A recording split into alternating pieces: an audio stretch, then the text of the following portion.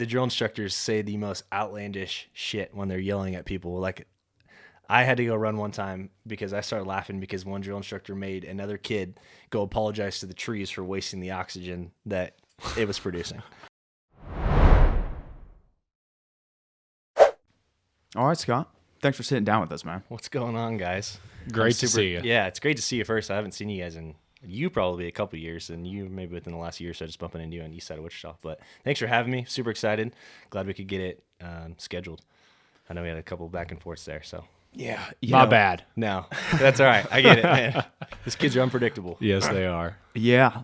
Last time we talked, my hairline probably wasn't receding yet, so. Well, it's been a few years, so gone back on you just a touch. Yeah. No worries. That's why I wear a hat, too. Well, hey, I'm kidding. Your hair looks phenomenal. It's been a few years since we were stomping around in Manhattan, Yeah, man. It has. Golly. I know, time's gone quick. I mean, I can't believe it's been as long as we've been out of Bishop Carroll Boys. Yeah. When was your 10 year? Last year? No, 2 years ago. I was the year behind you, so 14. Yeah. Yeah, mine's this year. Yeah, Wow. That makes us feel old. Yeah. You're hitting your 10 year. Yeah, totally. That's crazy. I know. And we've been out of Manhattan now for 5-6 years, probably close to this point now. So the good old days. No doubt. I wanted to start there with you. Okay. So you joined the Marine Corps out of Manhattan, straight out of K-State? Yeah, so I went to OCS the summer in between my junior and senior year, so 10 weeks there in Quantico, Virginia. Graduated that course and then went back to Manhattan for my senior year. And then once I graduated, then I was able to commission as a second lieutenant and then reported back to Quantico for the basic school. Is that something you've always wanted to do? What brought you to that? So, yeah, I mean, I probably like most young little boys that had grandpas that probably served.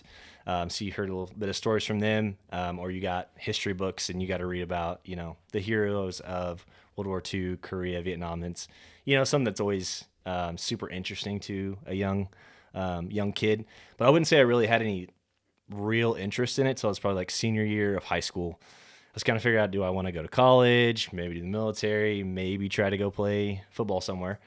So kind of picking my dad's brain a little bit, and dad was supportive, but more of like, maybe we want to go to college first and then reevaluate. And I was like, okay, fair. So got to K-State and kind of had that in the back of my mind still a little bit, and got through the first 2 years of K-State doing construction science. And I was like, I still kind of have that itch of wanting to join the military. I didn't quite know what branch yet at that point. And ironically enough, at K-State, we get those mass blast out emails that the recruiters send to everybody on campus. And one of them was from the Marine Corps about the officer candidate selection program, where you go get boarded to see if you get selected to go to OCS. And then you finish your degree and actually then commission as an officer afterwards. So that was like, okay, maybe I can kind of hit two birds with one stone here, get to do the military thing, but also, get a college education. So that's kind of how I stumbled on it. And then looking at it a little bit more, and then met with one of the officer selection officers, like basically the recruiter for the officer program, up in Manhattan a few times. And I was like, okay, I think we're going to do this thing.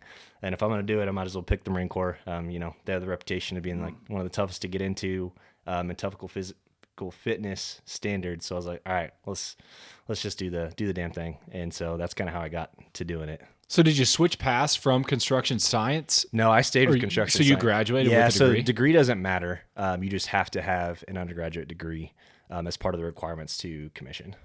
Yeah, so I stuck with construction science and have that to this day. Haven't used it because I work at Textron now. So, but hey, most days the job's required just to have a degree to get you in the door. So, gotcha. Yeah, worked well. Got the education, but also then still got to do join the military.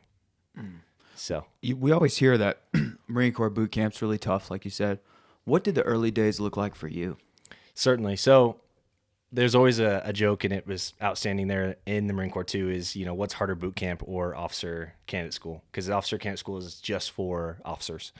So everybody always kind of likes to dig at each other. Who had it worse? I'm partial because I went through the OCS program, of course. But I'd say some of the key differences are the boot camp for enlisted Marines is really about breaking you down and building you back up to respond and to follow orders, right? So breaking you down as an individual and bringing you back up as a Marine. On the officer side, that happens some, yes, but a lot more of putting you in very physically demanding conditions, wear you down mentally and physically, and then put you in a position of making a decision, right? So can you make a decision under stress, and then make that decision and then go action it and not just freeze? So that's some of the kind of key differences between the officer side of boot camp versus the enlisted side, is they really try to put you in very stressful situations and that require you to make a decision and go with it. So how much did county fairs prepare you for that? Yeah. So I thought, that was pretty tough in high school. I was like, man, it's kind of hot. My body hurts. That first week, or excuse me, probably the first month of OCS, I was like, what did I get myself into? Like, it was pretty much very much a culture shock and just an absolute slaying of your body. Did not prepare me well for that, especially when you took 4 years of college into account of not quite staying in the same shape we were in high school. So did quite a bit of prep work going to OCS, but still when I got there, it was like, this is a different level of physical fitness. They have quite a few folks there that actually attrition rate wise fall out of OCS due to injury. So stress fractures are very common, because of how much we run in ruck. That there was a couple guys in my, class that actually had to get dropped out because they had stress fractures in their femurs and shins. So What's ruck? Ruck is like hiking with Oh, a pack. gotcha. Yeah, It's like weighted. yeah. So your weighted hiking. packs and stuff and hiking miles. There at OCS they have maybe three tests that you have: a 3 mile, 6 mile, and a 9 mile. And then when we went to TBS, you actually do 6, 9, 12, and a 15 mile hike. Yeah, that one was pretty brutal. And Where's it usually- at? They're in Quantico, so you just hike through the hills. Quantico, Virginia is not a flat terrain like Kansas. It's very hilly. So some of those hills are pretty gnarly. But very common for, folks to get dropped from OCS because of injury or stress fractures. Yeah. So some, yes, of preparation, but no, not near what I was Yeah, that's a expecting. good point. 4 years or multiple years at K-State, drinking those 12 ounces. Yeah. The alcohol probably Yeah. did not do Your me- body isn't what it was as a senior in high school. No. And that was a crazy thing, right? So I'm 21, maybe 22 when I went to OCS. There were guys there that did it at 26, 27, 28, and like now have been that age. I don't know how they did that. I thought it was rough at 22. I can't imagine doing it at 27, 28 years old. That 5 years makes a big difference on your body's ability just to rehabilitate and heal from the stress you put on it. So yeah, it's pretty wild. They probably hammer home decision making. I've heard Jocko Willink talk about that in leadership, especially in the military. Mm-hmm. Quick decisions, hesitations, like the worst thing you can do. Yeah, absolutely. One of the things that one of the rules they kind of live by, right, is a 70% plan now is better than 100% solution later, right, when it's too late. So take what you know that you have now at this moment, form a plan, and go action it with violence, instead of waiting for the perfect plan, all of the information. You're never going to get it. So the ability to just take what you have at the time, make a decision, and then go with it and try to execute is a huge thing that they push on us too, because you're going to waste time, and waiting is just not going to end well for anybody. So that's a very big thing they preach all the time too for us. Seeing a Marine Corps unit in action has to be like a well-oiled machine. Yeah, certainly. I mean, it's a lot of teamwork, right? So one of the things that is big pushed is teamwork and trust. Everybody's got a job, and it's the trust that everybody's going to perform that job. And then as a team, everybody performing their job gets you across the finish line, whatever you were trying to achieve, right? Now, if you have a few folks that they drop the ball and they don't get it done, I mean, it hurts the whole team, and you have other folks that are trying to pick it up and getting that across the finish line. But when it is working and it works well, I mean, you can't stop it.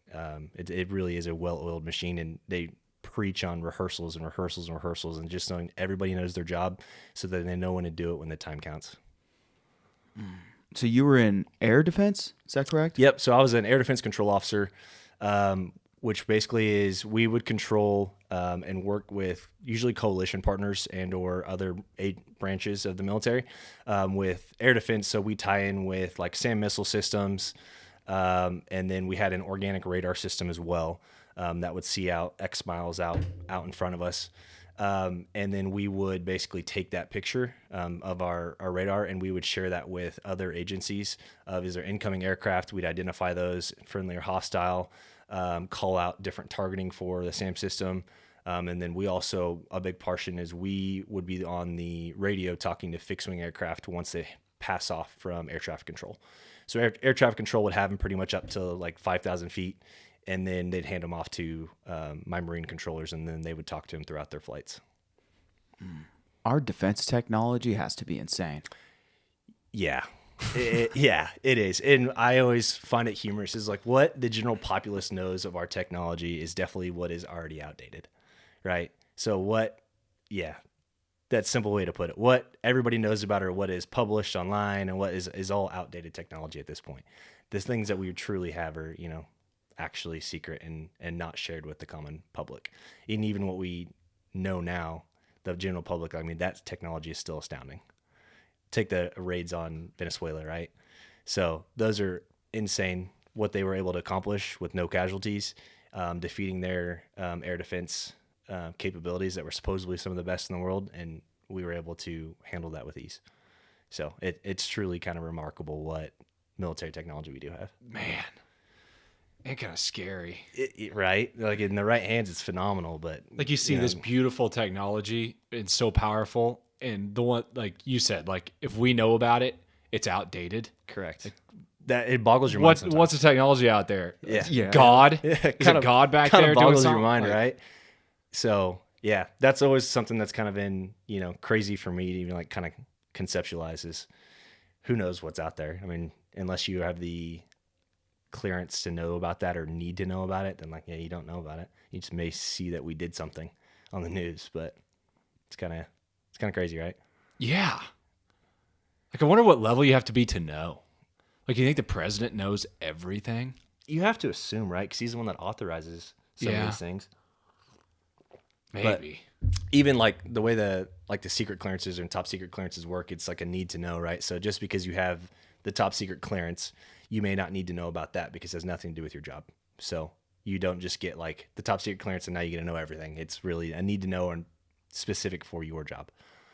Wow. Yeah. So In air defense, did you ever see anything that you couldn't explain? not really. No. We were out in Las Vegas at Nellis Air Force Base for an exercise one time, and our radar sees out far enough from where we're stationed in Las Vegas. You know what's out there in that general area, Area 51. Well, it's just a big black box on our radar picture. It's like blocked out. So you can't actually see anything out there. Yeah, it's crazy.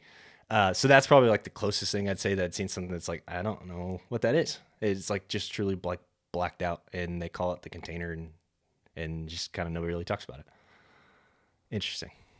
No kidding. Yeah, and then you had to have like pilots, so we could see different planes flying on our radar picture, right? And only certain pilots and certain aircraft were able to fly through that location. Everybody else would have to like route around it. So you get like B-2s and B-1s and F-35s that are like fifth generation top secret aircraft are able to fly through that, but some of the other like helicopters or not as equipped aircraft would have to route around that area. In this black box, is that Area 51 or is that something else? Area 51. Okay. Yeah, it's that area. And they call it, and then they always give everybody a hard time if you call it that. They call it the container. And it's like, can we just call it what we know it is? Like, why are we calling it the container? What's it containing? That's a great question. See, I wasn't important enough to know that. I don't know. Yeah. Sometimes I wonder Area 51's so mainstream that there's actually someplace else where the real stuff's at. And I think it's a valid point. It's no way it's like that obvious. They have to have something else. Yeah. Hidden But they do somewhere else. protect it. They do protect it well. The same thing can be said about Fort Knox, right?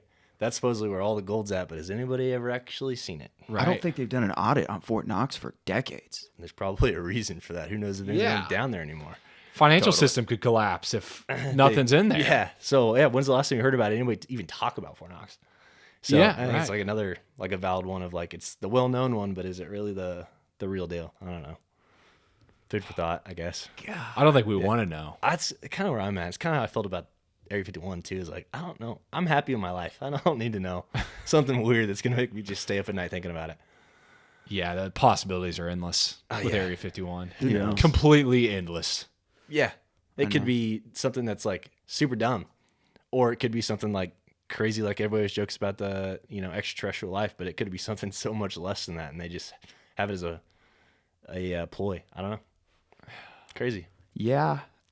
Yeah, you don't know. Either Bob Lazar's one of the greatest whistleblowers of all time, or he's the biggest liar. It depends on which side you look at it. Yeah. And he ain't the only one that's, brought up valid things about Area 51. Yeah. Were you guys able to meet other special forces groups? So I didn't ever have the opportunity to work with any special forces group. I worked with several like coalition partners. So I worked with some Australians and some of the UK folks. So usually a couple times a year, they like to do big coalition exercises. I guess I also worked with some South Korean ROK Marines and Air Force folks as well when I was over at an exercise in Korea.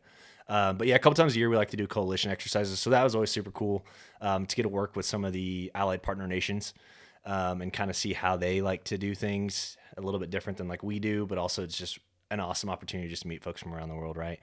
And hear from their life experiences. And one that always kind of hangs out in my mind is when I was in South Korea on that exercise, the Marines that I was talking to there, South Korea still has a mandatory service period for folks once they turn 18 for 2 years. They have to serve in the military.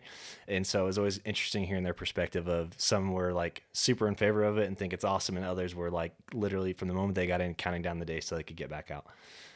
Versus, in America, it's God willing and thankful it's volunteer basis unless, there's a need for a draft. But so everybody that's in the military in America did it on their own accord, which is always kind of cool. So, what are the countries you've been to? For the military, only South Korea. I went there for a 5-week long joint exercise with the Air Force, some Marine Corps, some Navy, and then we had South Korean Air Force and Marines as well. And it was like a simulation training exercise for like an invasion of North Korea into South Korea. So it was cool to see them, and it was cool just to experience that country and their culture and those individuals from South Korea too. Do you like the food?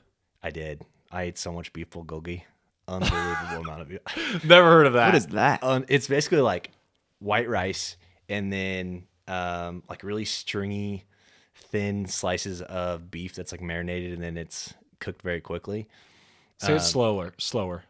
Beef bulgogi. Bulgogi. Yeah. Interesting. So do you know over in Town East, they just put in a new Korean barbecue place? So it's like where you go and like cook your own food. So they have like a hot stone in there. And so that's one of the main things that you probably are cooking. It's like really thinly sliced beef and it cooks really quickly. And that's beef bulgogi and they just serve it with rice. That or for breakfast, they would do slices of Spam and eggs and rice. So I ate a ton of that too while I was over there. Man, that sounds tasty. It was so good. I never had Spam before, so I was like a little bit hesitant at first. Yeah, what's Spam? I don't know what Spam is. It's like canned meat. It's a super popular thing. It is. But I don't know especially exactly in Hawaii, what it is. Super popular. I think it's like some sort of like pork in it. I don't know. It's like literally a canned meat, and they will like slice it into slices and then like pan sear it. I don't know. So kind of like bacon? Kind of. A little thicker. Imagine like sausage patties, I guess. And they had to have that with eggs and white rice, and that would be like a common breakfast item there, and that was really good. Yeah, I ate my body weight in probably beef. That and soju. Oh man. When you were in South Korea, what was the conversations about North Korea like? I don't know if there's necessarily really any like conversations about it. It was more of a training simulation scenario of how we would respond and how South Korea would respond if they were to launch, air missiles into South Korea, targeting cities or bringing fighter aircraft in and dropping bombs, stuff like that. So that was more of just kind of like how we would respond and what's the first, 12 hours look like if that occurs, and training responses from how America would help out too. We have folks, in Okinawa, Japan, and we also do have a couple air bases of the Air Force in South Korea as well. Osan Air Force Base, and then I think it's Kadena Air Base, maybe. I think. Don't quote me on that. But wasn't really necessarily any like conversation about do we think it's going to happen. It was more just being prepared. And Yeah, and there was never any like sit down conversations with some higher up leadership like that about, do we think it's a possibility it's going to happen or anything like that. It was more of just they do it every year. I think they even do it twice a year, just to stay prepared, stay alert. You never know because they're literally a border country, and they've had conflict for numerous years. What separates North and South Korea? The DMZ. So the DMZ, it's a demilitarized zone. I don't know like the width of Did you see mileages it? is. I tried to go. So they offered tours of it, which is kind of crazy to think about. And I was scheduled for the tour, and like a week leading up to it, they had a swine flu outbreak. So I was there in 2021, maybe 2021, right as like the COVID requirements are kind of lifting. So that was kind of nice. We could go out and explore the city and explore the country and stuff. So I had a tour scheduled to go do it. And then they canceled it like a week leading up to it. I guess they had a bad swine flu breakout up there. So they weren't allowing any visitors to tour that. But from my understanding, it is literally, let's call it a mile wide, like literally just a dead zone between the two countries. And nobody crosses it. And there's just outposts and guards I think so. Yeah. wow. Yeah. I want to say maybe a couple of years ago, there was a U.S. service member that like defected, crossed the line and went over to North Korea and like was, like taken into custody and questioned and stuff like that. I don't remember what the outcome was. We'll have to maybe look it up. But it was a couple years ago, some service member, I don't know if it was a joke or what he was doing, but he went across the line and got into North Korea and ended up getting quite a bit of trouble / get politics involved in trying to get him released back to the United States. Wow. That's a bad idea. Yeah, horrible idea. That's what I say. I don't know what his thought process was in doing that. But I remember like reading an article about it and I was like, that's not a good day for that guy whatsoever. Yeah. There's some serious like political ramifications from it, I believe too. Remember I think it was when Obama was president, there was a guy, I think an exchange student. His name was Otto Warmbier. He was an exchange student into North Korea, and he like tried to take a propaganda picture home with him, Bad day. and they arrested him, and he was held there for I think years. It wouldn't surprise me. And he finally came home, and he was basically brain dead, and then died. Whoa. Yeah. So he had straight up not a good time for the few years he was there. Yeah. Yeah, again, so yeah. It's Wonder just how crazy. often people get from north to south. I don't I know, I'm sure it's very rare, Yeah, I but you don't got to think it's think too it often. happens well, and every now and then. I don't know if can you even like take a flight into North Korea? I don't know. Oh, I don't know either. It's just kind of like thought about it, like how often people go. I was like, can you even like go book a flight to get into? Is that something we could look up potentially? Can you fly north? You see like maps of electricity on the globe, and everything's lit up, and then North Korea is just dark. Yeah, it's crazy. Yeah. And same as you can pull up like live flight trackers too, and I feel like there's hardly ever any planes flying over that area of the country either. It's North Korea and Area 51. Apparently, yeah, both are avoided and both are not allowed to fly through. Oh, you can fly to North Korea, but it's heavily restricted. Requires a guided tour, and typically only via Beijing and I'm gonna botch that, Vladivostok. So I'm assuming you only come from China or Russia. Yeah. You know what's crazy is that we were in Korea 5 years after World War II. World War II ends in 1945. In 1950, I think we were in Korea. Yeah, it was a crazy, let's call it 15 years, right? You went World War II, Korea, and Vietnam all within 15 to 20 years. Just an absolute crazy time period for America and for American military. Yeah. Yeah. I know we talked about it. We love the history of some of the famous military members and Marines. There were several that got done with World War II, right? Went back home, and as soon as Korea kicked off, they're like, I'm back. And they went right back over to Korea and continued, one war to the next, which is just astounding. Yeah, that's amazing. Yeah, it's a different breed of people, different generation of folks. There's probably something to do with the closeness of your unit Certainly. that brings you back. Oh, yeah. I mean, that is probably the one thing I do miss about the Marine Corps is the people that I met there and the relationships that I formed with some of the guys that I still talk to quite frequently. I still have several buddies that are that are pilots that had longer contracts than me. So I fully get that. And I'm certain that's probably why a lot of folks did that is you also, if you were a combat veteran, which I'm not, but the folks I've talked to is, that brotherhood that they bonded through, trauma and experiences that nobody else can relate to unless they've been through that themselves.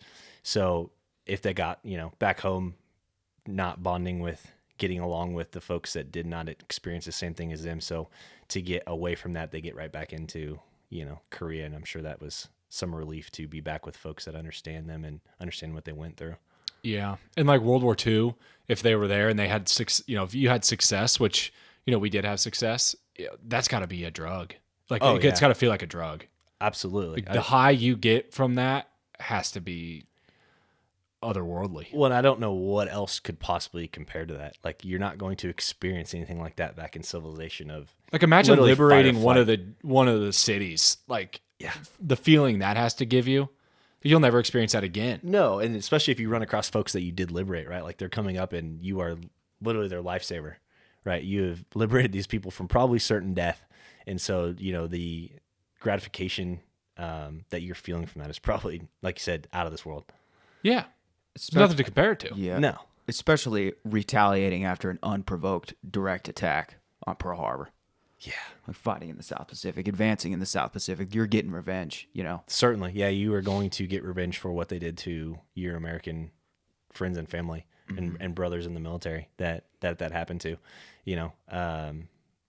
I think that was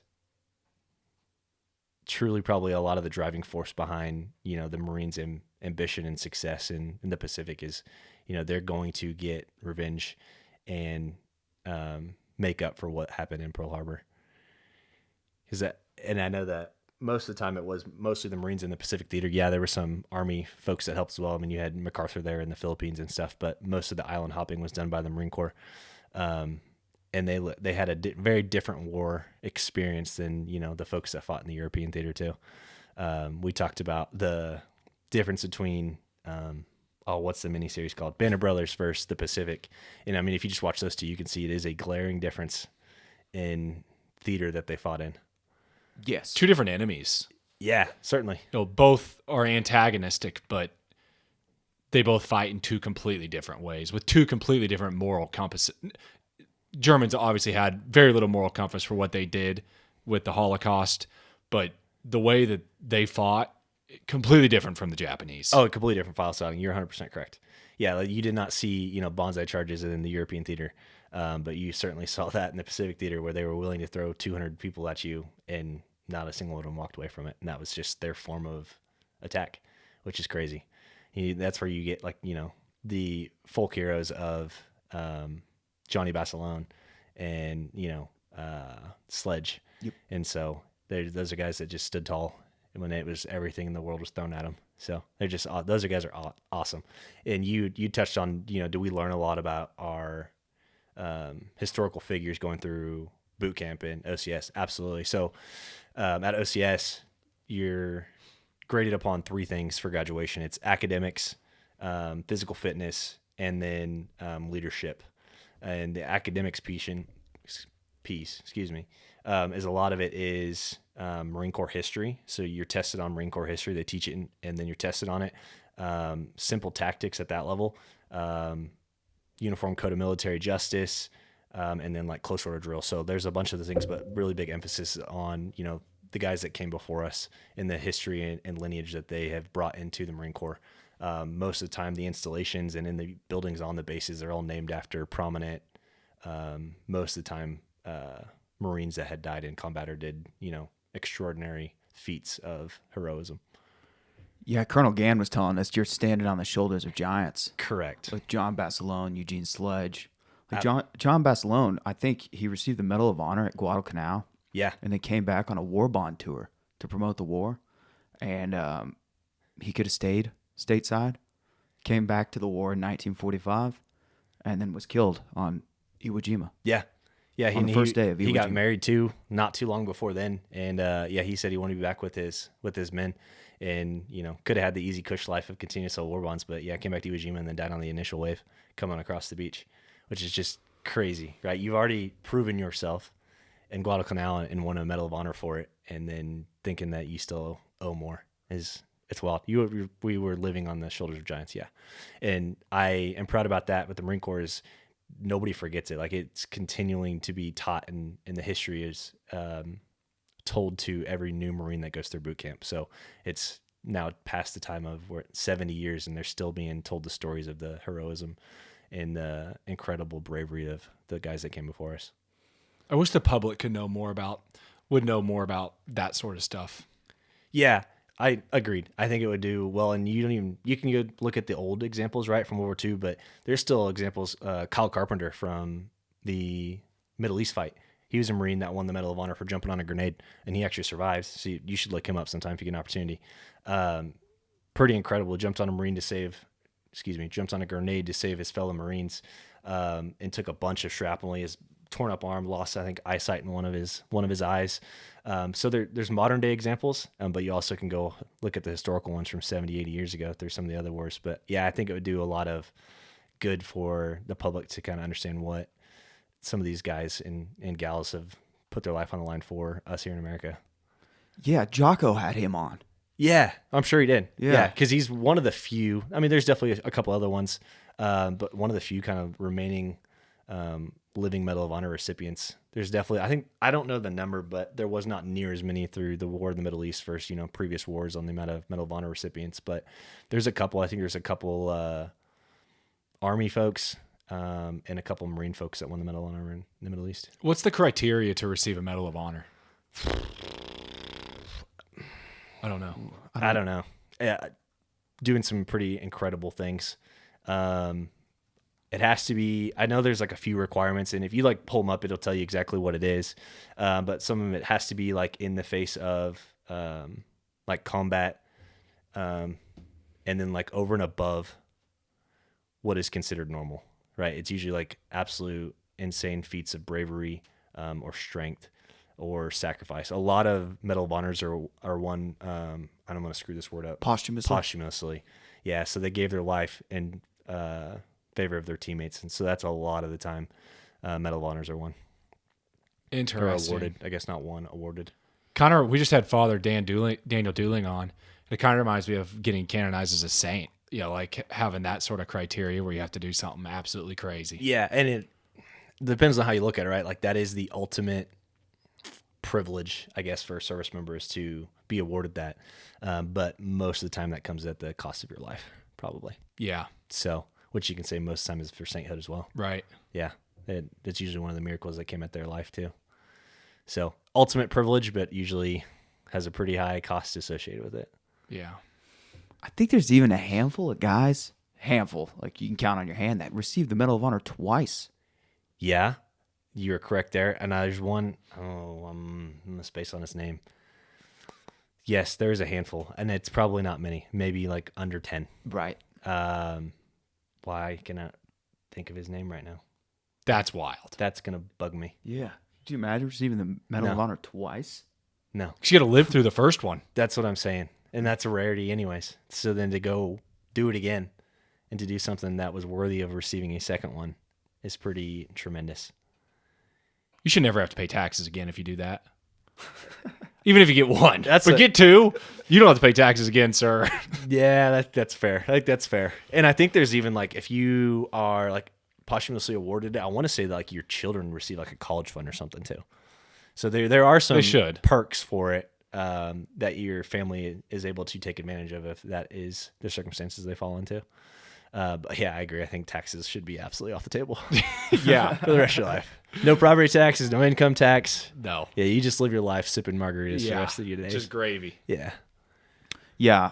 All those guys that served in the Pacific Theater should have received benefits when they came home. Yeah. The island hopping in the South Pacific is just so insane. It truly is. Like the conditions that they were forced to live and survive in, I don't even know if you want to call it living, survive through, is just insane. There were times they didn't have enough water and they're on a hot, humid, deserted island, basically.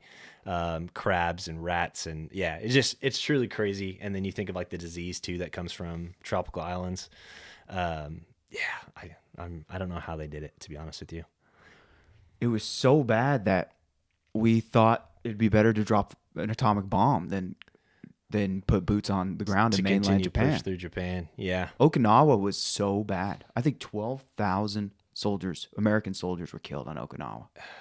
And like 100,000 Japanese and 100,000 civilians. Yeah. Wow. That's wild when you start thinking about the population like that. Yeah. And these aren't big places. It's like to have that many people stacked on these little islands anyways is already crazy. It's hard to fathom sometimes, like, how many Marines and soldiers were killed throughout the Pacific Island Campaign. Yeah, I think that got back to Truman and other decision makers, and they start forecasting. Okay, what is this going to look like if we have to go into mainland Japan? Oh, I'm sure. I'm sure you start to look at just how many more men are we going to lose? Yeah, Because they wouldn't surrender. Correct. They would die. They would die. Oh, they would fight before they surrender. 100%. So, like, how many more Americans are going to have to die probably before we get to the Palace of Japan to force the surrender? Yeah. So, technology definitely, as we touched earlier, came to be our saving grace there, and did not force us to have to continue to push into mainland Japan. I wonder what that would have looked like. That's kind of crazy to think about. I know they ran models on, like you can forecast any Yeah. sort of model, but it was like hundreds of thousands of American casualties and millions of Japanese casualties. Oh, I believe that 100%. Yeah. And yeah, it'd be kind of crazy to like see that on like a AI model now, like play out truly how long it would have taken, right? Because some of those island campaigns, they were on those for like more than a month or two in a little island, just trying to gain the footing and eliminate the last of the Japanese strongholds. So who knows how long it would take them to actually push through mainland Japan. God, so crazy. And we got that awesome picture of Iwo Jima, That's- Mount Suribachi. That's badass. Yeah. If you ever get an opportunity to go to Quantico, Virginia, they have a Marine Corps museum there, and it touches on all of the history of the Marine Corps from like the infancy at the Revolutionary War all the way through modern day, and they have exhibits for each of the wars that they fought in, and they have the real flag in the Marine Corps Museum. Whoa, how cool is that? It's pretty sweet. Yeah, like that museum is awesome, and you don't even have to be a Marine to appreciate just the grandeur and incredible history that is associated with the Marine Corps. It's pretty awesome. So when I graduated the basic school, my parents came up for graduation, and I took them to that museum, and I had to basically like pull my dad. I was like, Dad, we cannot spend 6 hours here because he wants to read every single placard in history. And it's like, I get it, it's awesome, but like we can't spend 6 hours here. So yeah, if you're ever an opportunity, I would definitely check it out. It's pretty cool. Yeah, there's so much Marine Corps history. Even in World War One, they cut their teeth at Bella Wood, France. Yeah, it's where they picked up Teufelhunden, which is Devil Dog. Yeah. So that's where they kind of cut their teeth and earn their moniker for just the ferociousness that's associated with Marine Corps infantry. Yeah, they're just charging through wheat fields and just didn't stop, didn't quit after watching people just get mowed down. So yeah, they really kind of, the lineage started before them, but really kind of took hold there, and the history and the stigma behind the Marine Corps kind of took off from there.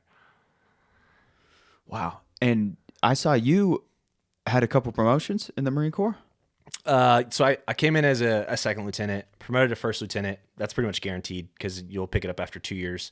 But I was selected for captain, did not pin it on in my time. My contract was 4 years, and I was looking at moving to Japan. It's kind of a tough thing to sell to your wife that she may come home one time a year. So we kind of evaluated, and I was like, it's not worth it. So I went ahead and got out. But if I would have stayed in, I would have pinned on captain. So I actually got it in the mail, like the warrant that you're awarded captain. It came like 2 months after I'd gotten out. So now if I got recalled through the inactive reserves, like I'm Captain Linnebur. But yeah, it was cool to be boarded and selected for that. It's very very cool. But yeah, my contract wasn't long enough to actually pin it on. So what's your role with the Marines right now? When I signed my initial contract, it was 4 years active duty and then 4 years in the inactive reserves. So that means that I don't have to do the weekend meetup that most reservists do, and then like the 1 month-long exercise each year. That's not a requirement, but they maintain you in like a database and keep your contact information and your medical history if it's changed. In the event, from my understanding, that World War III breaks out, we'll use all of our active duty first, then activate our reservists, and then they would call up us inactive reservists before they ever get to the point of getting to the draft. So it's kind of like the third echelon of folks that have been in the military, know how to do a job already before they have to go and initiate a draft. This is my understanding how that works. So my 4 years of the IRR is up in January of 27. So almost done with that. Once a year, they call me, ask if my medical history's changed, and if my address is still the same, my phone number, and they basically just keep like a database of all of us in case that were needed, I guess. So if you got pulled into war, Jack and I would need to start sweating a little bit because you're the last line before Yeah. people maybe. like us get. Yeah. Maybe that might be the case. Okay. Has So- there Keep me in the loop. From my understanding, it's never had to be used because I don't think it existed around Vietnam time frame. got it? Has there been any discussion recently with what's going on in Iran with being in the reserves? No, and to be honest with you, I don't have any sort of communication with the Marine Corps with that. Again, like I said, they call me once a year and just ask if I've hurt myself or broken a leg or amputated that, they'll take me off the list. So no, I haven't had any interaction or discussion with the Marine Corps. Certainly I've talked to some of my buddies that are in, just kind of checked in with them, see how it's going and see if they would tell me anything, but hasn't been a lot to really pass. If it didn't affect, their specific squadron or their group, not a lot has changed. I'm sure that they've kind of tightened up security and tightened up exercises a little bit, certainly in preparation if needed. But I don't think there's been any, I can't really speak on if there's been a lot to pass down for that. It's crazy you brought up Vietnam. I've seen clips. It was live broadcast, the draft.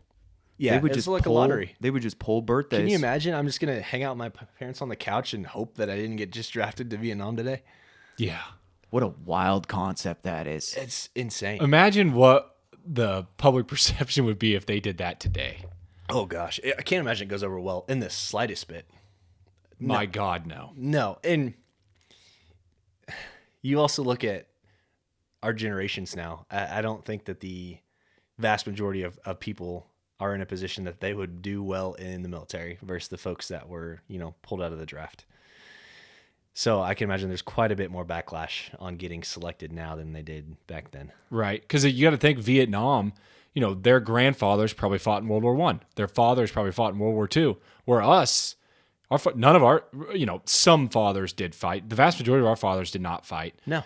Even one of our grandfathers was young in World War II. So anyone really younger than us, like not even your grandfather, well, they could have fought Vietnam, but my point is the people that went to Vietnam had seen generation after generation in war where we don't anymore. And even like the Middle East conflict, like our amount of troop involvement was so much smaller than any of those other wars. So like the population that fought in the Middle East is so much smaller than those that fought in World War II or Vietnam or Korea.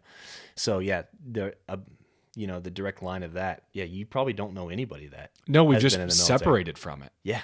And it was so much, it's crappy, but it was so much more common for war in America. Like we talked about this 20 years, we saw 3 different conflicts. Now you talk about our lifetime, all we've ever seen is the Middle East conflict. Yeah. That's it. And so it is more of a foreign, concept than it was for those guys back then. Yeah, and how many people, you'll know more because you're in the military, but how many people before the military did you know that were active duty in the Middle East? One. Right. Mike Gann was, I hope I'm not forgetting anybody, but the only one that comes to mind, I know one person, not even related to me, Yeah. that fought in the Middle East. Well, and then also like our age group, right? Like it really popped off when we're just kids. Like we were 6, 7 years old. So like we didn't know what was going on or really care to know what's going on. Granted, it kind of dragged out quite a bit of time. So by the time I got old enough to know what was going on, it was still ongoing, but still like when it was really hot and heavy, we were kids. Right. So we had no, perception of what was really going on. Cause what were you, probably 7 when 9/11 I was in first grade. Okay. Yeah. So You would have been kindergarten. year behind you. Yeah. Yeah. Researching back on that, it's so interesting. Post 9/11, there were lines around the block to enlist. Oh yeah. How And times have changed. Right. And I would hope that, God forbid something like that ever happens again, we would have the same kind of revitalized spirit of America and patriotism, that they would be people lined up again to go fight for the country.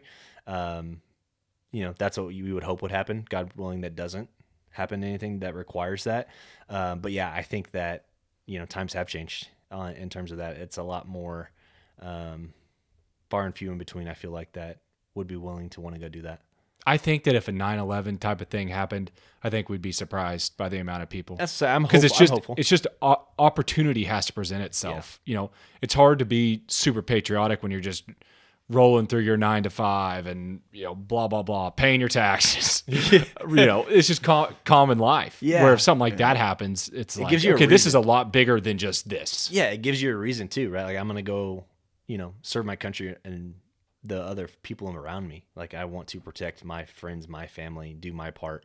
So yeah, I would hope that would be the case. And I think you're correct. I think we'd be surprised. We sometimes get hung up, I think, on just seeing other people on social media and TV and stuff and think that's everybody, but certainly not the case. Those are more one-offs, I think. Yeah. I would agree. How has your perspective on teamwork changed since the Marine Corps? It changed some, but I think we were fortunate enough that this is a small comparison, but being a part of, the football team, it kind of built that groundwork. Like, you have to have everybody doing their job or you're not going to be successful, right? It's the same thing. And so it really only built upon that and really solidified that in the Marine Corps, and kind of opened my perspective to that multiple perspectives equal more success, and everybody may not be a leader, but everybody can execute well. So, and that, what I'm saying with that is there's definitely people that have certain skill sets that they are better at doing something than something else. Let's find what you're good at and let's give you that job, and then find something that you're good at and give you that job.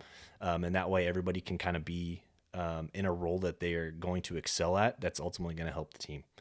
I think that was one of the biggest things I took away was, everybody has something different that they're good at. Not everybody's good at the same thing. So finding a way to utilize everybody for what they're good at. That's great. That is great. It's got to be so beneficial for companies when guys like you leave the Marine Corps, go into the private sector, because you have such a unique perspective on leadership and teamwork. Accountability. Yeah. I think accountability is a big piece in there. Huge. Yeah. A huge thing that you're not going to be oversleeping, things like that. Yes. Well, and they always say, if you're on time, you're late. We would show up to things 10, 15, 20 minutes early, and sometimes they're even telling us we're late. It's like, well, you gave us the time. That's the time you wanted us here, so we're 10 minutes early. But yeah, they always say, if you're on time, you're late. But yeah, accountability is a huge thing, and discipline too, right? So discipline beats motivation any day of the week. You may be motivated one day to go do what you're going to do. Next day you may not be motivated, but it's the discipline to still get up and go do what you're responsible to take care of and do what you said you're going to do. That kind of leads it back into the teamwork piece, right? So teamwork and trust go hand in hand. If you say you're going to do something, you need to see it through and make sure it's done, because your teammates are trusting on you to do what you said that you're going to take care of. But yeah, I think there's a big opportunity for companies. It seems like they're kind of always seeking out folks that were in the military, especially those that were in a leadership position, to utilize this skill set and the leadership skills that you did develop, especially in the Marine Corps, any of the branches, really. The amount of folks that you have from all walks of life, from different religions to different cultures. We had people that spoke different languages. Your ability to work with those folks and align everybody to a common goal, I think, translates perfectly into a company. You're going to get folks, may not necessarily from all walks of life, but certainly with different perspectives. So like, you have the ability and the experience of working with that and trying to align everybody to that common goal. That was probably one of the biggest things that has helped me rolling into corporate America, is just falling back on some of the experiences and leadership style that I was able to gain in the Marine Corps. And being able to operate under bad circumstances or pressure or deadlines or stress, you have the ability to do that. Certainly. And I kind of chuckle at that sometimes. I get maybe a little bit stressed out about something. I'm like, what am I stressed for? I dealt with way more stressful situations than this. Like, what am I doing? Take a step back, realize it. All right, I got this. Because yeah, nothing in corporate America is life or death. Certain decisions we made in the Marine Corps truly are life or death. So it's like, yeah, I'm a lot more calm under pressure than I think somebody that didn't have that experience. That is their first time maybe they've been put under pressure and stress to make a decision, and certainly not the first time it's happened for me. Mm-hmm. Yeah. Do you recall a time that sticks out to you where you were really stressed in the Marines, really had something going on?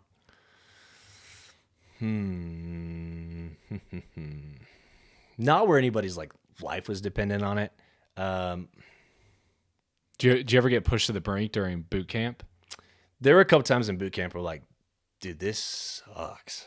What am I doing here right now? But then that's where like the back of your mind like kicks in. You're like, suck it up. Like, you're not going to quit. Like, you can't go home and tell people you quit. Like, if I leave, it's because I got injured, right? That's the only reason why I'm not finishing this through.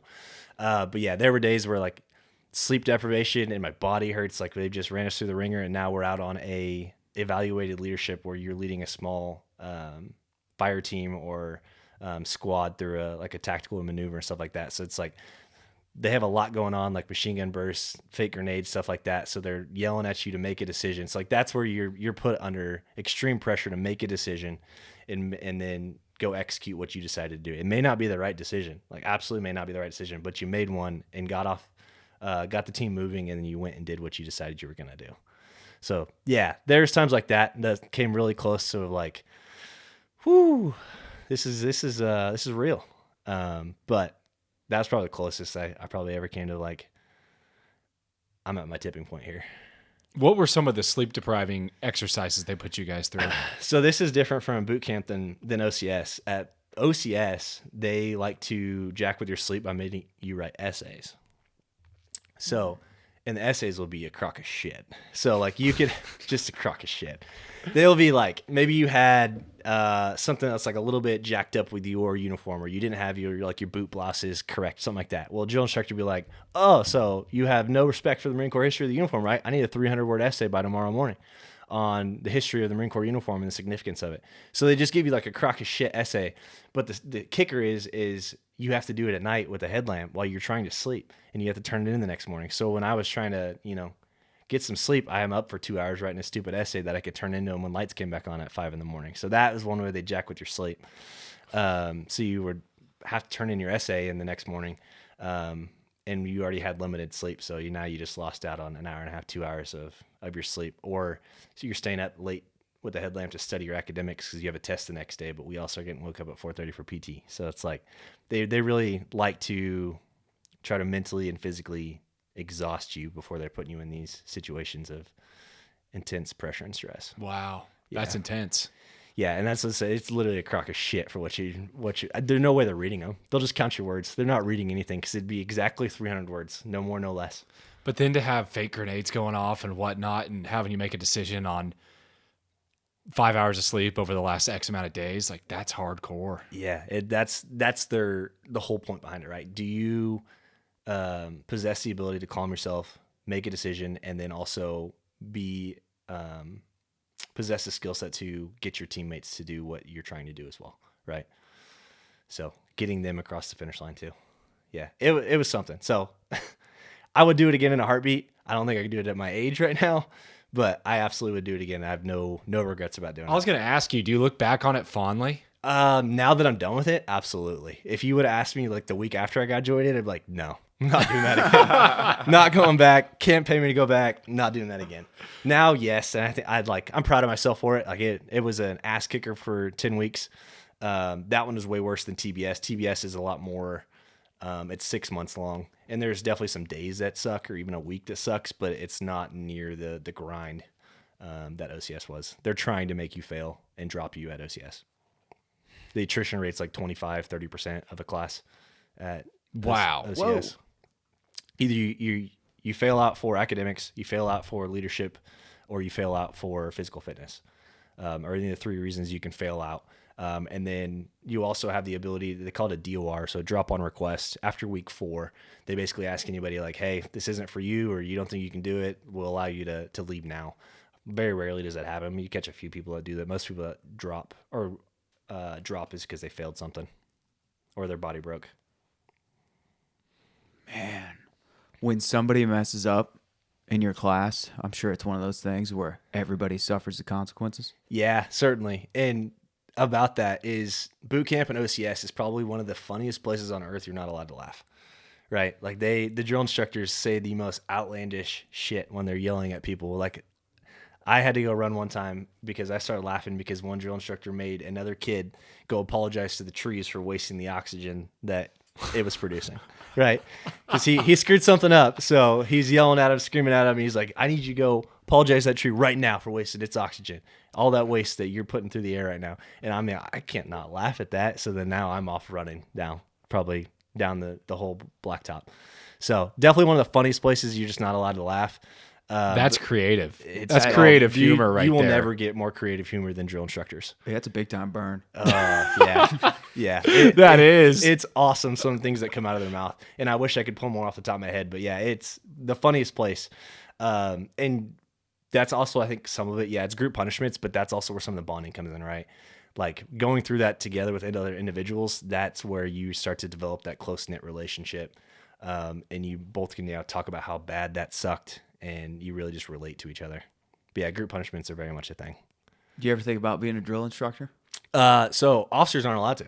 Oh. Yeah, so it's an enlisted thing that they are able to go do. Usually by the time they're sergeant, staff sergeant, they can go be drill instructors. They do have officers at the recruit depot, but they're like the platoon commanders, company commanders, and they're way more of a authoritative figure and coach. They're not the ones that are running around yelling and screaming at recruits.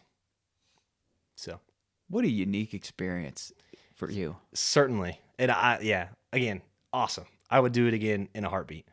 Very unique. I don't know many other folks that have done it, especially from around here. Shane Britton did it.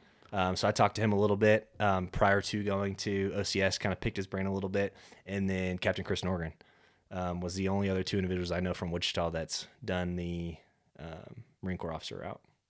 So that has to have such a big impact on you and make you the person you are now, going through that versus if you never did. I think so. Yeah, it definitely, no doubt. It definitely shaped my early adulthood, and even now, like my habits and tendencies and style at work and life, I think in general, has definitely been formed because of that. Absolutely. I know like my success that comes at work is probably a lot of that tied to what I learned and picked up in the Marine Corps. Yeah, I can see it. Yeah. So yeah, I'm so appreciative of the opportunity. And had the circumstances been right, possibly maybe we would have stayed in for another 4. But definitely not exactly a family-friendly career, to say the least. I see a lot of people that are successful doing it for a full-time if they're single, 1, or 2, they're not that close-knit with their family because they are okay with being gone away quite a bit.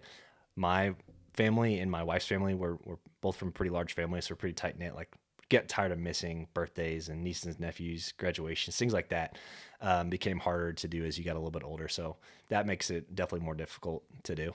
So, with all the Marine Corps' history, is it humbling to be a part of, realize you're a part of that team? Yeah, it really is. And it's very hard not to want to compare, my experience or my career in the Marine Corps to some of those legends. Because it's not comparable, right? But it's hard sometimes to think, yes, I'm a part of it, but did I quite get to the level of their involvement in their positions and not positions. I don't want to say this. Like, it's hard not to think, I didn't quite have the same impact as those folks did. But certainly still is humbling, to at least earn the title Marine and to be a part of the Marine Corps. But I think I can speak for most of my buddies as well. It's a difference between wartime Marine Corps and peacetime Marine Corps. And are you quite living up to that standard if you didn't get an opportunity to go and do your job in the theater of war? That's a great answer. Yeah. But yeah, definitely humbled to be even in the same title of some of those folks that have come before me. Yeah. Even think like Mike Gann, right? A full 20, right. Done insane amount of incredible career attributes and successes in the Marine Corps to be even, technically have the same title, United States Marine Corps officer as him. It's a very humbling experience because I did not have a shred amount of time that he did. Yeah, he's such a unique guy. I think he served 7 tours. Yeah. I think. It's wild. Never met anyone like him in my life. He's funny too. No one even close to like him. Yeah. Like, he's just himself, unapologetically. Yeah. He's just, this is who I am. Deal with it. Yeah. I'm here for it, right? Yeah. You did your time, bro. You're good. Yeah. You can do whatever the hell you want now. I love that he grew out his hair and his beard, and he's got like a beard down to here now. Mm-hmm. Yeah. Get tired of shaving every single day for 20 plus years. Yeah. He told me he's making up for lost time with that beard. He's like, I'm not shaving again for the rest of my life. Yeah. So, Life outside the Marine Corps. What are you up to now? working at Textron Aviation. We decided we want to move back to Wichita. My wife's from Wichita as well. She's a Cape and girl. Don't hate. I know you followed suit. Good man, Jack. Don't hate. But moved back and I started working at Textron Aviation. And I'm on the defense side. So we support and we build T6 aircraft. The T6s are what every U.S. military pilot learns how to fly on. So regardless of if they're going to go fly fighter jets, fuel tankers, helicopters, they learn how to fly on a Textron T6 Texan. So there's about 700 of those out amongst Navy and Air Force bases in the United States that they bought from Textron, 15, 20 years ago. And now we support all of the new parts they need replaced or repairs for those. And then we additionally have about 13 international customers that have those aircraft as well from us: Thailand, Tunisia, Vietnam, the UK, Mexico, Canada, and do the same thing for them. So I'm in the aftermarket department, and we support all of those fleets. Wow. It's crazy if something ever did get bad, how Wichita is just a prime target with all the aviation. I mean, yeah, air capital of the world. Yeah. It is kind of wild. We grew up here and you didn't really think about it, but like the amount of aircraft manufacturing that goes on here in Wichita is truly astounding. Between Boeing, Spirit, well, it depends on the day, and Textron. Like, yeah, there's so much aircraft that is manufactured and built. And Drives the economy. Oh yeah, I mean, think of everyone you know that works for some of the big massive aircraft manufacturers. Yeah, when I was thinking about getting out, I mean, like, really, your three drivers here are Coke, Cargill, Textron, Spirit. Like, that is your three. If you're going to go work at a corporate company, those are your three options. And think of all the subcontract, all the vendors, all the people that have built businesses to, subcontract for Textron or whatever. There's so many like small metal, sheet metal, and machining companies that build specific aircraft parts for us that we buy around here. I mean, I bet we have 50 vendors here located in Wichita, and even some that are stood up just to be repairs facilities. So yeah, massive for the economy, that the aviation sector here in Wichita. Man. It's huge. Mm-hmm. Yeah, I don't remember off the top of my head how many Textron has, but Textron here, I bet they have close to 8,000 to 10,000 employees just at Textron here, and then Textron's got a global company now, so there's facilities all over the world for service centers. That's amazing. Yeah, there's so many vendors that just make like one small part to the entire thing. One little bolt that's all they airplane do. certified. Oh yeah. That's all they do. Yeah, and they've made a killing on it. Yeah. Yes, they have. They made a killing on it. Yeah, Yeah. if I could go back and be like, I think I'm going to start my own, machine shop and just make a couple aircraft parts for Textron and Boeing and live my happy life. It'd be pretty awesome. Yeah, you get into that military government contract stuff, and it's just Lucrative. bugo bucks. Yeah, it is. It really is. It makes me laugh sometimes. I think we have contracts with the government, right? And it's great for my business, my career growth, but it hurts as a taxpayer. Like, I'm watching my direct taxes go to buying these aircraft parts, but it's great for Textron. Yeah. Yes. So Yeah, that budget is just huge. it's huge. unbelievable. What the defense budget is. It's almost trillions. infinite.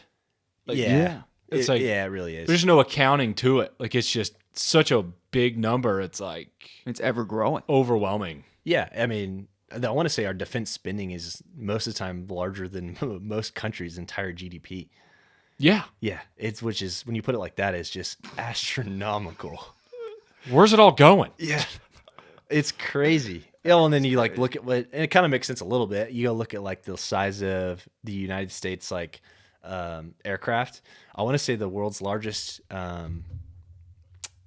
aircraft fleet is the United States Navy. Air Force. The second largest fleet in the United States in the world is the U.S. Navy. So like those two outweigh more than any of the other countries combined. What? Yeah. Whoa. It's crazy. Look up that statistic one time. The largest fleets in the world are the U.S. Air Force, and then it's the U.S. Navy before you get to another country. So you have two separate branches with larger amount of aircraft than other countries' entire fleets. What? It's crazy. So it That makes sense is why we have insane. trillions of dollars of defense spending. Wow. I don't know what to think about that. Yeah, that almost boggles the mind. It truly does. It just kind of strengthens, the American powerhouse that is the military. It's wild. Yeah. It's kind of fun. If you ever get bored, look up some of the statistics of the U.S. military compared to other countries' military power. The amount of like aircraft they have, or tanks, or I think personnel. like where does it end? Does it? Like, when is enough enough? Do we need to have the third? You know, It's only going to get bigger if we do that. yeah, no, I know. Yeah. But no one's stopping him from doing that. No. Crazy, man. Yeah. It's Crazy. pretty wild. Well, Scott, what do you got for us, man? You got anything for us? This was great. No, I'm so appreciative that you guys had me on. It was a pleasure just to see you guys, but really cool that you're allowing me to come in and kind of talk about the experience that I had in the Marine Corps. Definitely was what shaped my life thus far, and beyond thankful for it. So I don't know if I have any questions for you guys other than what prompted you guys to start this. There's just a lot of people in Wichita that have done really cool things or are currently doing them. That's true. I've just seen some of the people you've had on, and it is so diverse, which is awesome. I mean, you've had the mayor to a famous teacher that is Molly to the St. Molly. Yeah, Molly. Her videos are awesome. She's to great. the St. Brain boys that are endurance athletes, and then Mr. Gann. So it's crazy the spectrum of people you had, and I greatly appreciate that because you haven't kind of pinholed yourself to a specific demographic. You've included everybody. Yeah, thank you, man. That's what people Yeah. have said to us. You know, it's Yeah. like one of the perks of what we do is like, you know, we're not in it for just business, you know, a business podcast or a Real estate estate, yeah. podcast. You know, we'd love to talk to people about real estate and business, but you know, we also like to talk to Ron Baker. Okay, that's that one's cool. Oh my! How long did you try? How crazy is before you that we got- talked to him for an hour and 45 minutes? Insane. You would have. Okay, let's flash back 12 years ago, and Troy and Jack. Can you imagine sitting down and talking with Ron Baker for an No. hour and 40 minutes? No. No. No. It's insane. Good for you guys. It's awesome. It's through other people. So yes. we when we started this, we're like, man, it'd be cool to get Ron one day. You know, like people like that. And we just kept getting guests. We weren't really pushing it. And then, you know, we had Zach Bush on, former teammate of Ron. And Zach just hit me up a couple weeks ago. He's like, hey, I heard you'd like to get Ron on. Here's his info. I was like, well, Here goes nothing. looks like I'm going to ask to see if Ron wants to come over to my house. So Yeah, just say that one out loud again one more time. I know. That's what I told these guys. I'm like, all right, I'm going to go when Ron got here, he texted me. I was like, all right, I'm going to go let Ron in. So Yeah, Ron's coming to hang out in my basement, guys. Don't Yeah. worry about it. Yeah. I'm pretty cool. And how all these people just show up to Jack's house up in North Riverside and walk down these stairs into this basement. Yeah, Like we've had women on, like they just, you know, like Susan it's Peters. grassroots, yeah. man. It's grassroots. That's for sure. You're Oh digging yeah, deep. It's awesome. And they just show up and walk down the stairs. Let's get into it. All right, Yeah. here we go. If you don't want to tell me, you don't have to, but you got any big ones lined up coming up?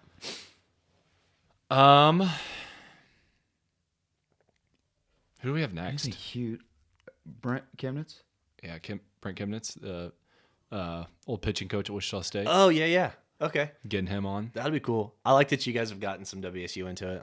You know, Yeah, like PJ Kuznard, hometown. who was hometown. who was an original like 2006 Sweet 16 team. He was on fantastic. You know, someone like him, he doesn't know us at all. No. And he just shows up, walks down the stairs, and we do a podcast with him. That's so cool. Someone that when we were kids, like he was a hero That's to what us. I'm 'cause saying. It's- 2006, we were, I was 12. Jack was 10. Yeah, Yeah. and those Like, are prime prime years Those for- are heroes. Like they're Right. celebrities to you. Right. Which is so cool that you guys have got this to grow as much as you have and as quick as you have. Thank you, man. Well, we try to do one a week. Yeah. And you just don't know. It might not go anywhere, but it might. You never know. You just don't know. Well, and that's what I would say every famous podcast has started out, right? It started small and just, we'll see where it goes. And See even where if it it's takes me. even if it's just this, like, we've talked to 40 people or so for over an hour on most of them that we would just never have talked to. Like Mike Kennedy, another one, the voice of the Shockers. Like, what the hell? Yeah, you're never going to get the opportunity to do that unless you had done this. Joe Auer, another great one we had. Heights the old coach coach at legend, Heights. yeah. Awesome interview with him. Yeah, Joe had great We stories. would never Oh, met I'm Joe sure. Auer or No. Bob Lutz or any of these. Bob any Lutz, of these the people. Eagle? The mayor. Yep. That one's cool. Oh, yeah, I saw you had, okay. Yeah, Yeah, you I guys mean- just had some pretty incredible. Susan Peters came on and brought original BTK, the crossword puzzle and the newspaper clipping. She just brought it. That's crazy. Yeah. Yeah, she had I think it was the Eagle headline. It was like BTK resurfaces, and it was dated like August of 2004 or something like that. Wild that she has holy it cow. still, but awesome that she brought it. I know. Yeah, God, you guys have had some. So even if like this didn't like turn into anything, it's like all these even if it's just this, like that's something. She told some insane BTK stories. Oh, I can imagine. Did you ever watch they did like a new documentary here like last year or something like that, and Susan's in it quite a bit. Did you watch Yes. it? It was really good. Yes. It was really Yeah, good. on Netflix. Yeah. Yeah, called My Father, the BTK Killer. Yeah. Yeah, It saw was that. wild. I hadn't seen that. You might have to check it out. And it was like cool for me to, I don't know if cool is the right word. It was nice to watch it because we were so young when this happened. Like we kind of just got like a secondhand account of it. But like to see that and kind of the ramifications and like the fear that was in Wichita is crazy now to get to see that now at our age. Yes. I can't imagine because nothing like that's happened in Wichita since. Mm-hmm. Maybe Carr Brothers. Yeah, This is probably the other closest thing that's been that much fear in Wichita. yeah. All of it will resurface again once he passes. I hear he's very sick. Really? From people who know more than me. Yeah. On the situation, but I think he's very sick, and It'll definitely reignite the Oh yeah. talk about it again. and they were linking stuff to him in Oklahoma. Did you see that? I've heard that. They were linking Some stuff to him. unsolved Yeah, murders. because he had a stint with ADT where he traveled a little bit. Ooh. Yeah, Yeah, I could see it. yeah, yeah. They've excavated his entire yard of Park City. They've done the whole thing. Yeah, his church is right across the street from Heights. Which Yes. is crazy. Yeah, Yep. right down the road. Yeah, so that's like the craziest story Susan told us when she was reporting on the news. Her and Larry Hatterberg were the anchors at the time, and Dennis Rader took like a church field trip per se to Cake, to the station, That's insane. and he was sitting like 30 feet from them in a lawn chair, just watching them report on BTK, watching them report on him. Yeah, He had to have thought he was God. talk about the taunting. Yeah, no kidding. He had probably had a God arrogance. complex. Yes. Yeah, to be like, yeah, I'm sitting right here. That sucks. He got to feel that. Yes. Yeah, I did. Shouldn't have got any of that. Yep. But yeah, truly crazy. And it's just one of the awesome people you've had on. Yeah. And experiences you guys have had so far. I know it is. It's pretty wild. It's also pretty wild just putting yourself out there. We're used to it now, but it's just like, wow, okay, here we go. Oh, I believe it. I mean, I won't lie to you. I was a little bit nervous when you asked me. I was like, I don't know about that. We'll see. I can Nervous to talk to the Dewbey Bros? Yeah, I know. Come on, man. Come on, Scott. Yeah, you guys are awesome. You made it super easy to talk. But yeah, I was like, I don't know, man. We've had a couple people say that too. It's just, I get it though. Yeah. Well, and you guys make it super easy and super welcoming. So as soon as you walk in, it's all right. We're chill. Yeah. So Right. that's an testament to you guys. You just make it super welcoming and easy. Thank you, man. Yeah. Thank you. Well, what you've done is very cool. And it's great to get to speak with you and learn about it. And I appreciate it. And super thankful you guys had me on. awesome, It man. was good to see you guys. You as well. Way too long that's passed. It has. We need to see each other more. I know. We just have to go play football sometime. Yeah. There we go. Blow out a couple knees. Yeah, nothing wrong with that. Yeah, no kidding. It probably would happen. You got So- anything, Joe? No. Thank you, Scott. No. Scott, any closing remarks? I don't. I just really appreciate what you guys are doing. It's cool letting everybody see the cool people we have in Wichita. Awesome, man. Well, thanks again for the time. Yeah, thanks for having us.